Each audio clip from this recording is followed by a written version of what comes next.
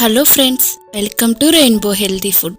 ఈరోజు వీడియోలో పండగలప్పుడు మనం కామన్గా చేసుకునే బెల్లం పరవన్నం, అమ్మవారికి ఎంతో ఇష్టమైన క్షీరాన్నాన్ని పాలు విరగకుండా కమ్మగా రుచిగా ఎలా చేసుకోవచ్చో చూపించబోతున్నానండి.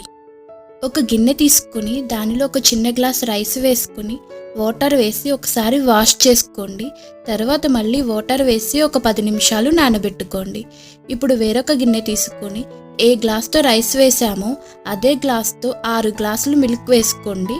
2 గ్లాసులు నీళ్లు వేసుకోండి. అంటే మొత్తం 8 గ్లాసులు.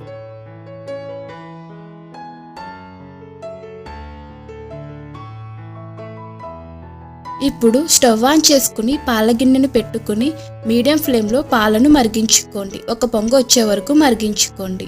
ఇప్పుడు ముందుగానే నానబెట్టుకున్న రైస్ని కూడా ఈ పాలల్లో వేసుకోండి. ఒకసారి కలుపుకుని మీడియం ఫ్లేమ్లో ఉడికించుకోండి. మధ్య మధ్యలో కలుపుతూ ఉండండి, లేకపోతే అడుగంటుతుంది. ఇప్పుడు దీనిలోకి 1/2 టీ స్పూన్ ఇలాచీ పౌడర్ కూడా వేసి ఒకసారి కలుపుకుని మీడియం ఫ్లేమ్లో ఉడికించుకోండి.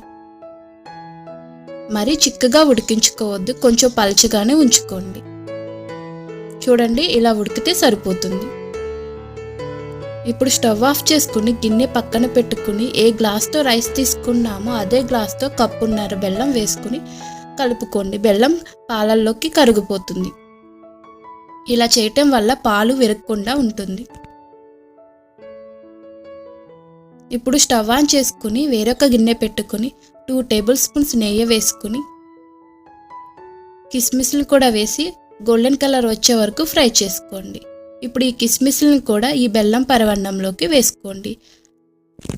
అంతే, ఎంతో కమ్మగా రుచిగా మంచి ఫ్లేవర్తో బెల్లం పరవన్నం క్షీరాన్నం రెడీ అయిపోతుందండి. ఈ పద్ధతుల్లో పరవన్నాన్ని మీరు కూడా తప్పకుండా ట్రై చేయండి.